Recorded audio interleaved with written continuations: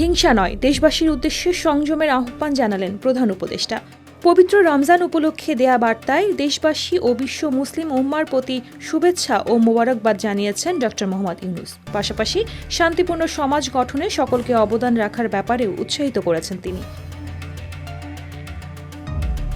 পবিত্র রমজান উপলক্ষে সন্ধ্যায় দেশবাসীর উদ্দেশ্যে বিশেষ বার্তা দেন ড. মোহাম্মদ ইউনূস। বাণীতে তিনি রমজানের পবিত্রতা ও তাৎপর্য অনুধাবন করে ব্যক্তি ও সামাজিক জীবনে এর প্রতিফলন ঘটানোর আহ্বান জানান। তিনি উল্লেখ করেন, এই মাস আত্মসংযম, আত্মশুদ্ধি ও আল্লাহর নৈকট্য লাভের এক অনন্য সুযোগ এনে দেয়।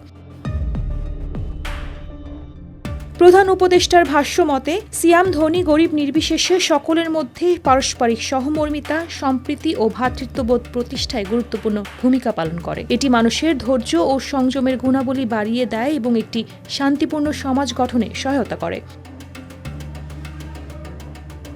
বক্তব্যে তিনি আরও বলেন, রমজানের শিক্ষায় উদ্বুদ্ধ হয়ে হিংসা, বিদ্বেষ, ভোগবিলাস ও সংঘাত পরিহার করা প্রয়োজন। সেই সঙ্গে সংযম ও পরিমিতিবোধ বজায় রেখে বেশি করে কোরআন তেলাওয়াত ও ইবাদত বন্দেগীতে মনোনিবেশ করার ব্যাপারেও তাগিদ দেন তিনি। বক্তব্যের শেষে মহান আল্লাহর নিকট দেশ ও জাতির জীবনে শান্তি কামনা করেন প্রধান উপদেষ্টা।